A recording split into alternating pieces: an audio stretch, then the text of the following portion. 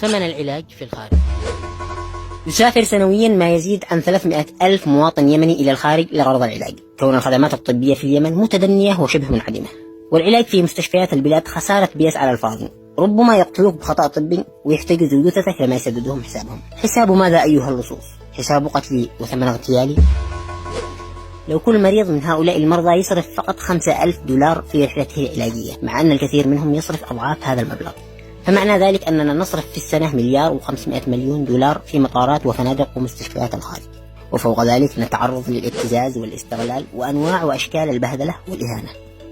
1,500,000,000 دولار، المبلغ هذا يا جماعة مش قليل، أقسم بالله ما هو قليل. لو معنا دولة محترمة ومسؤولين عندهم ضمير بنسوي بهذا المبلغ مدن طبية متكاملة بأعلى المواصفات وأرقى الخدمات، ونستقطب كوادرنا الموزعين على مستشفيات مصر والهند وألمانيا وروسيا. بهذا المبلغ نقدر نسوي مدينة طبية توفر علينا وعليكم وعلى المواطنين أجمع عناء السفر إلى الخارج للبحث عن علاج أو دكتور محترم. بهذا المبلغ نقدر نوفر على البلد والمواطنين الكثير جدا من المال والوقت والجهد التي ينفقونها الآن وقديما في فنادق ومطاعم ومستشفيات القاهرة ونيو دلهي. هذا المبلغ لو تم استخدامه الاستخدام الصحيح لمحتاج أحدنا إلى أن يبيع بيته وأرضه وكل ما يملك، وفوقها يستدين ويشحت إذا أصابه مرض أو أصاب أحد من أهله. هذا المبلغ لو تم استخدامه بشكل صحيح لنجونا من نظرات السخرية والشفقة التي تطاردنا في المطارات وصالات الانتظار. معقول بهذا المبلغ نقدر نسوي مدينة طبية وحده؟ لا، بل مدن طبية. في عام 2014 وضع رئيس الوزراء حينها محمد سالم باسندوة حجر الأساس لمدينة حمد الطبية في محافظة تعز بتكلفة إجمالية قدرها 280 مليون دولار.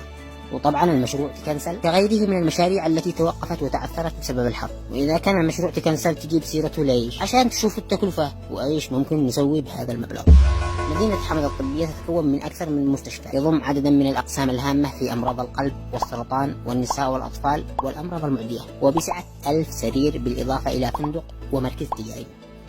وبنفس العام أيضا تم وضع حجر الأساس لمدينة الملك عبد الله الطبية في صنعاء بتكلفة 384 مليون دولار، والتي تصل مساحات المباني فيها إلى 187 ألف متر مربع، وتتسع ل 1083 سرير.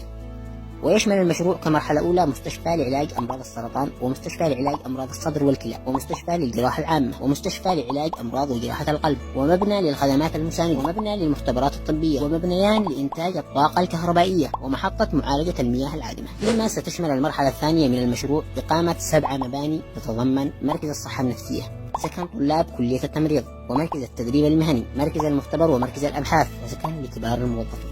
هذه المدينة الطبية كلها تكلفتها 384 مليون دولار. طيب ايش الخلاصة؟ الخلاصة يا عزيزي أننا ب1,500,000,000 دولار نستطيع أن نبني 6 مدن طبية متكاملة، مدينة طبية لكل إقليم.